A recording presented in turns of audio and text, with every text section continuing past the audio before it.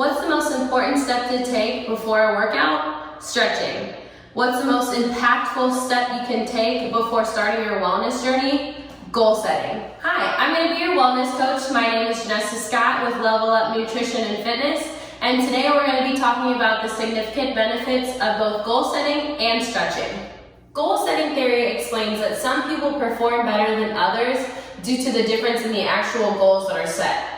In the world of physical wellness, setting goals provides direction and purpose. For example, you wouldn't be able to use a GPS unless you already know the destination you have in mind. Not only is that like walking in the dark, it also decreases the chance of making maximum progress and achieving your highest potential. And personally, gas prices are a little too high for me to just be driving anywhere without a destination in mind. There is no one right way to set a goal for yourself. The same way that us as individuals are unique, it's the same way with your goals. You don't have to mimic that of others. So in other words, feel free to get creative with your goal setting and base it on what you know will motivate you. However, my professional recommendation is to use the SMART criteria guide to use for your goal setting. SMART is just an acronym with each letter representing various aspects of successful goal setting. So the first two letters tells us that goals should be specific and measurable. Yes, you want to lose or gain weight, but how much?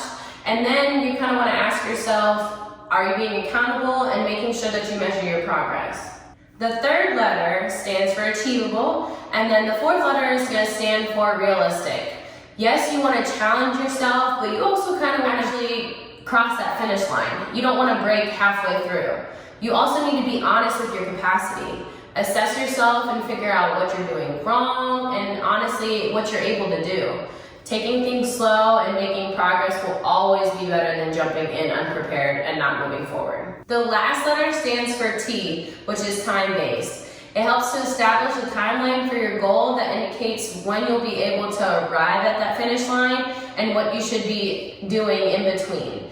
This allows you to pace yourself by providing an opportunity for you to recognize, maybe you need to change things up a little bit. Maybe you're behind, as well as giving yourself kind of that pat on the back for being ahead of schedule. Overall, the best piece of advice I can give is that when it comes to goal setting for your wellness, is to challenge yourself without putting yourself down or hurting yourself.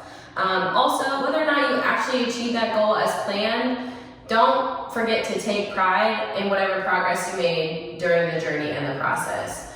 All wins are still wins, no matter how big or small.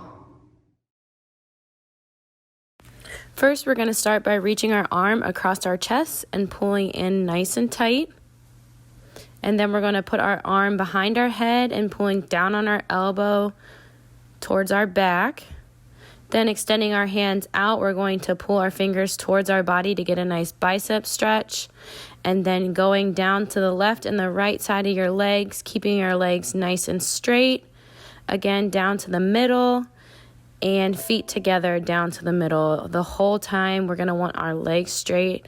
This is just a different view angle for you. So you can see nice straight arms. We're not bopping up and down.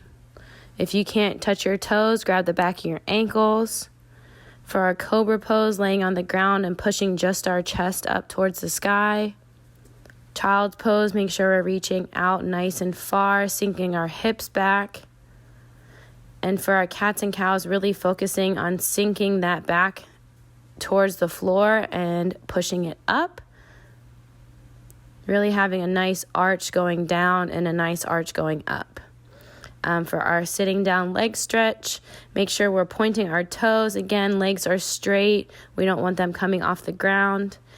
If you can't touch your toes, reach the back of your ankles, head down to the middle, and feet together. Again, if you can't touch your toes, grab the back of your ankles with our legs straight.